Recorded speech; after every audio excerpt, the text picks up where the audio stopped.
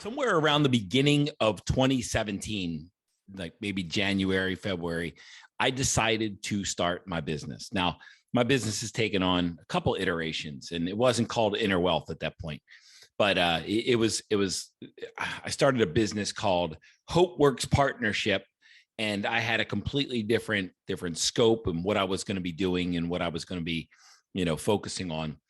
But that quickly evolved into Mike Kitco coaching. Okay. And that's really where I stepped off in business, Mike Kitco coaching. And when I stepped out and this was a little bit of state of trust, because I had never built a business before. And I had thought about building a business, and I always wanted a business, but I never really had the courage to step out of corporate. And then when I got ejected out of corporate, and for the second time in 20 months, I got the opportunity of my dreams, and that was to start a business from a place that I had no exit strategy or no other escape. It's like burn the ships. I didn't burn the ships. Life burnt them for me, and it was a beautiful thing. Thank you, universe.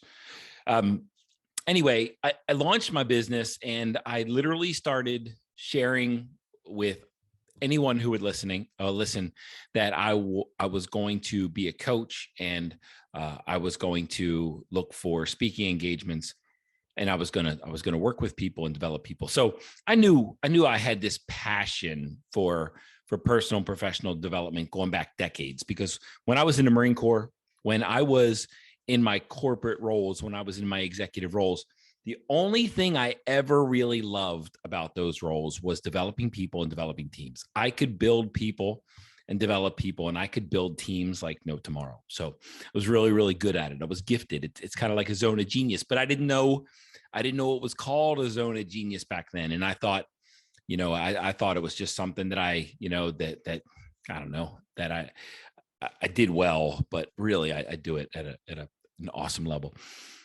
But anyway, I started this coaching business, and when in somewhere around April of 2017, I landed my first speaking gig, and I was sitting down at a lunch or a coffee with a guy, a fellow Marine vet, and we were talking about his business, and I just asked some simple questions like, "Hey, what's the biggest challenge you got going on in your life?"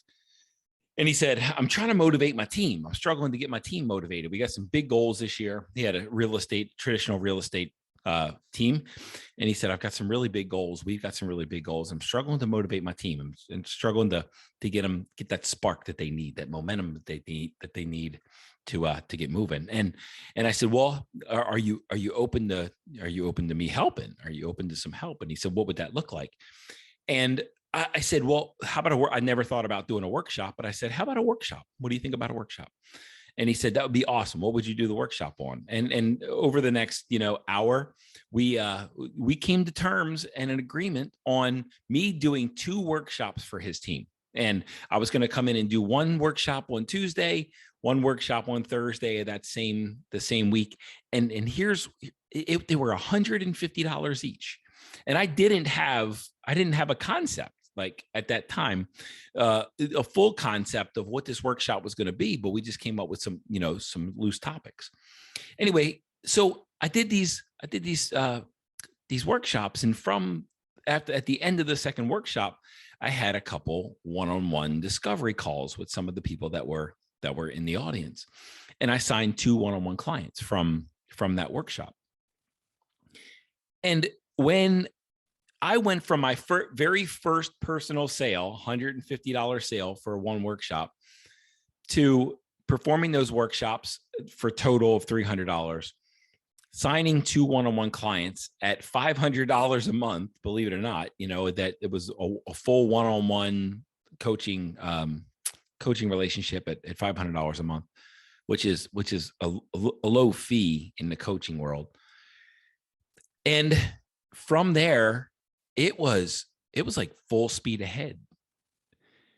And my business, in 2017, one-on-one clients started coming to me, and they didn't stop. And I was charging small amounts. I wasn't charging large amounts.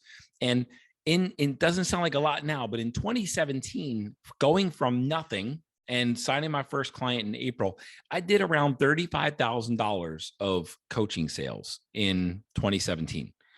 And it sounds like a little, but back then when I had never built a business, I had never taken a payment for myself. Like I had never sent an invoice to someone for my own benefit for my own business. I invoiced a lot of customers in corporate, but there's a completely different energy there. When you're actually somebody's paying you directly, there's a completely different energy there. And I wasn't fully prepared for that energy. But anyway, to step into a high dollars. But anyway, in 2017, I did around $35,000 of sales. And in my first full year of business in 2018, I exceeded anything that I ever made in the corporate world. The full year. I was a double six-figure coach. And there are people that I grew up with in the coaching world that I was coaching with and around that. There's one guy, he had 5 coaching certifications, and I think he may have made a total of $10,000 in his coaching life. And in my first full year of business, I did $200,000 worth of sales, over $200,000 worth of sales. And the point being is that things, when they started coming fast, they started coming really fast. And momentum was in full motion. And I really didn't do a whole lot to create that momentum.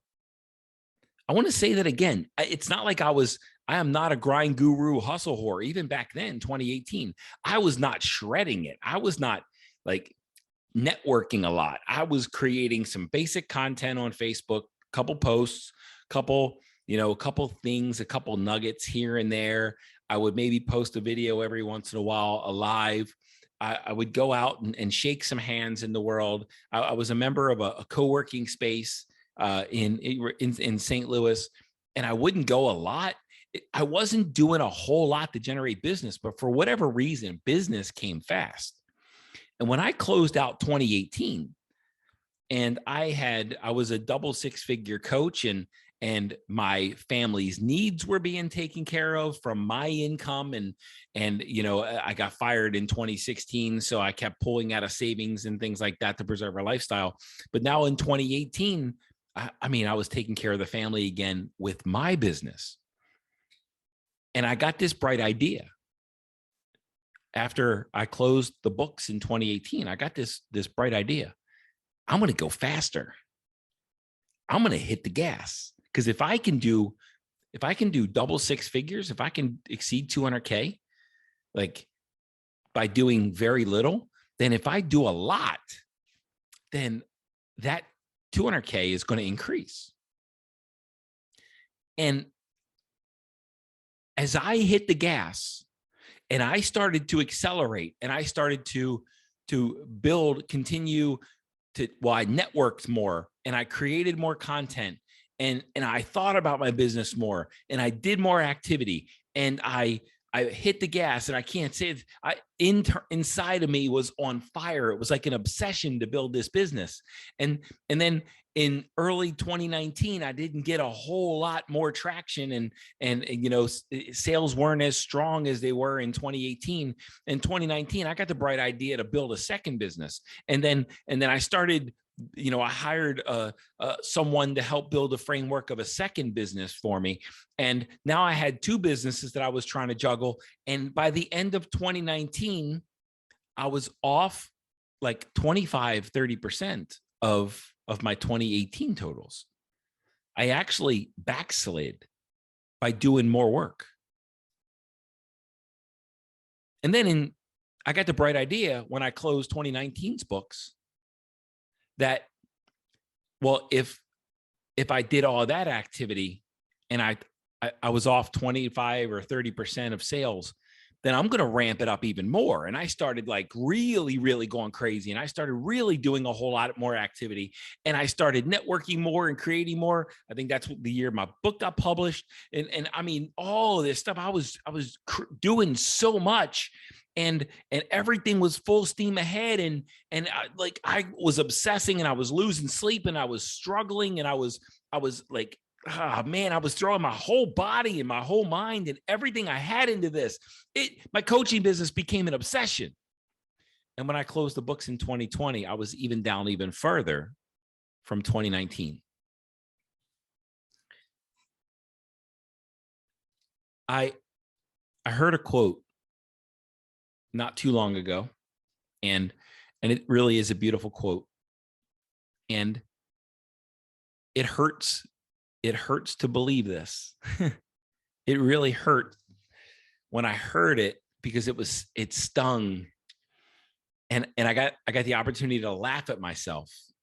And I got the opportunity to look back at what happened in 2018, exceeding corporate, any of my income, doing more work in 2019 and being off of 2018, and doing even more in 2020 and being off again, hitting a lower figure.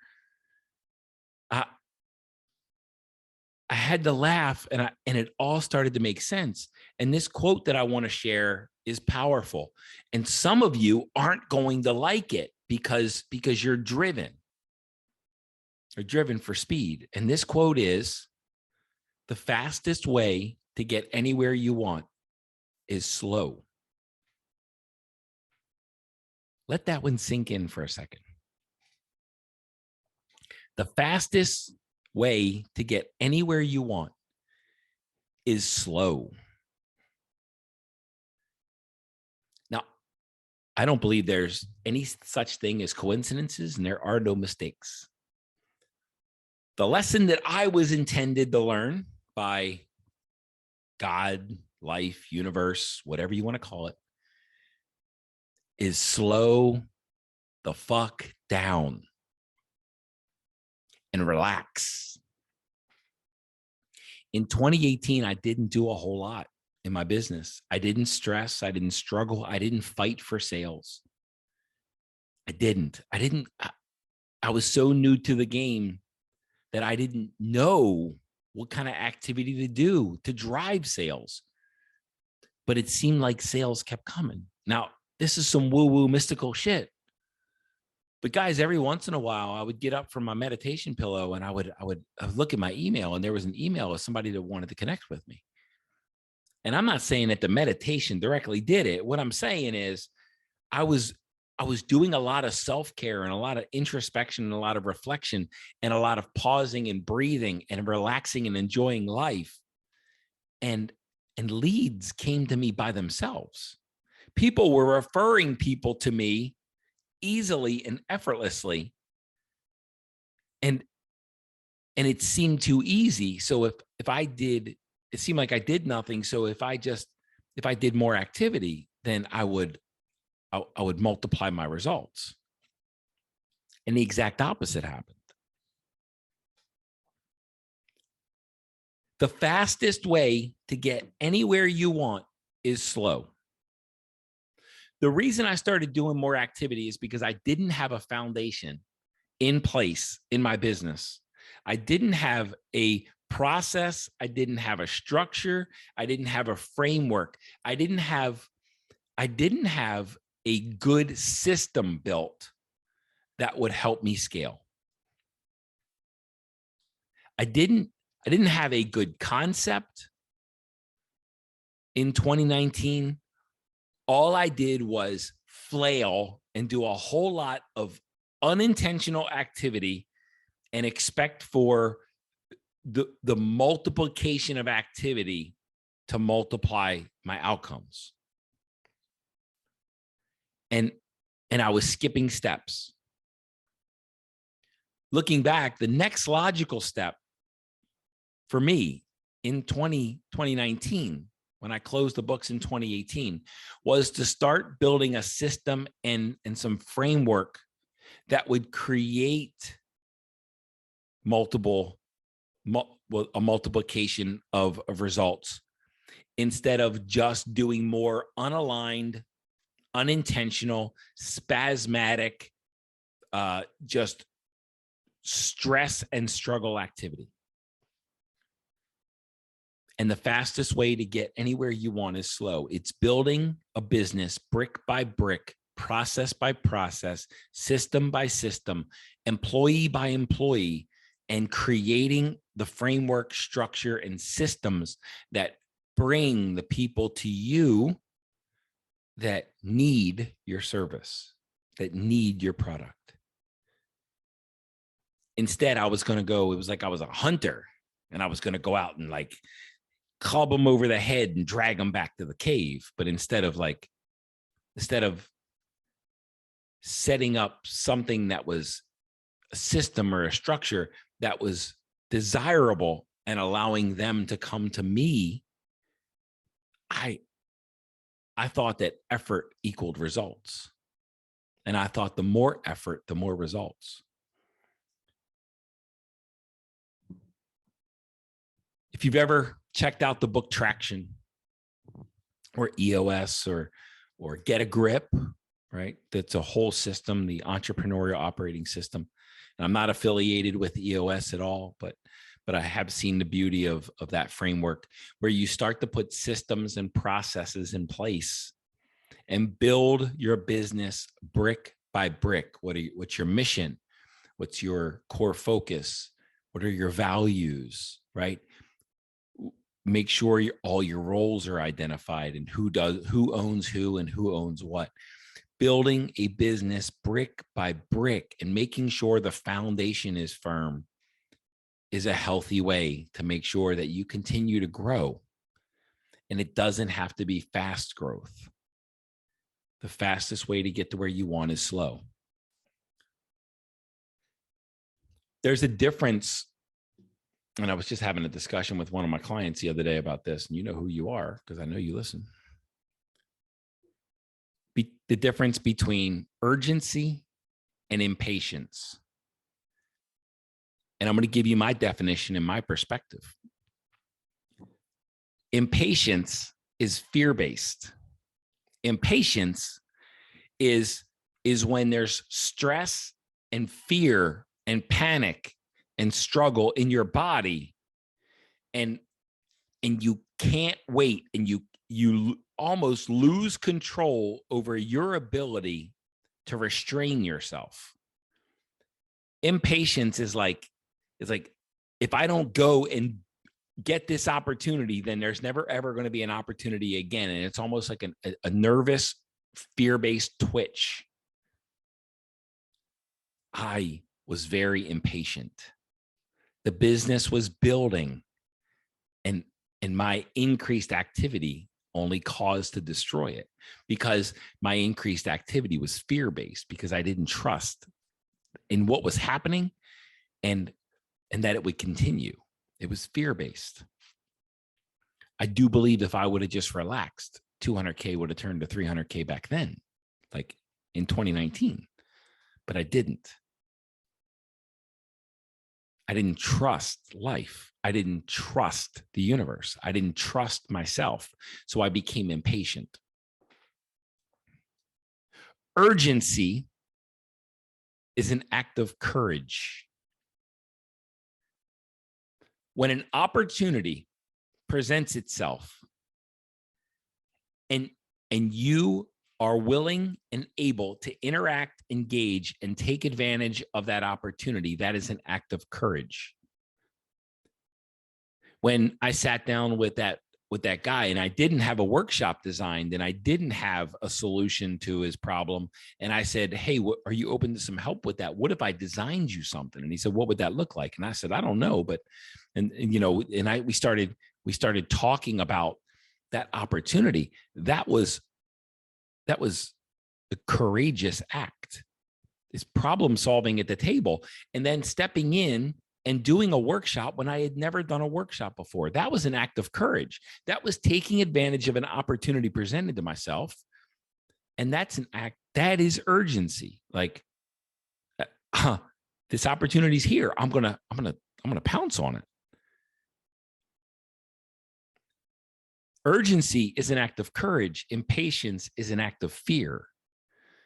Impatience is a fear-based response to the lack of trust and its insecurity, inadequacy, and insignificance, where courage drives, courage fuels a sense of urgency.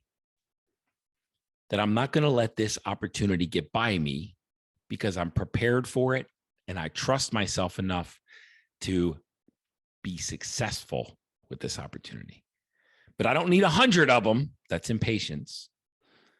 But I'm going to fully immerse myself in this opportunity and I'm going to crush it because I trust myself. That's urgency. It's easy to get urgency and impatience confused. And if you look at some of the grind gurus and hustle whores, they'll teach you that impatience is a virtue, and it's not. Impatience is fear. Impatience is a fear-based response. Guys, here's a piece of philosophy I was given years ago that has connected and helped me a lot. It says, whatever you start to build your business, whatever values and virtues you start to build your business with will expand as your business expands. If you start to build your business from a place of fear, the amount of fear in the business will expand as well. But if you begin to build your business from a place of courage and a place of service and a place of urgency and a place of impact, those will grow over time too. But if the only reason you're operating your business, the only reason you started your business is out of insecurity, inadequacy, or insignificance, it's fear-based response. You'll lose your patience. You won't be able to restrain yourself. And then that fear will compound and expand as your business expands. I like fast results. And that's okay. It's okay as long as I'm not trying to force things faster than they'll grow on their own. If you plant a seed, right? Right now it's summertime, but back in the spring, if we planted a seed, a tomato seed for some vegetables, cucumbers, whatever you want to call it, you plant a seed, no matter how hard you will that seed to grow faster, it's not going to grow faster than it is capable of. And this is the same thing with your business. Your business will grow at the rate that it is capable of. And if you need it to grow faster than it is capable of, that's your insecurity, your inadequacy, or your insignificance. And the best solution for that is breathe, practice restraint, increase your level of courage, increase your level of confidence in yourself so that you can show up in urgency to harness your full capabilities, your full intentions, your balance, and a sound approach to harness all your power instead of just allowing your fear to take over. Most of this world is driven by fear. And if you really want to see what success looks like, see what everybody else is doing and do the opposite.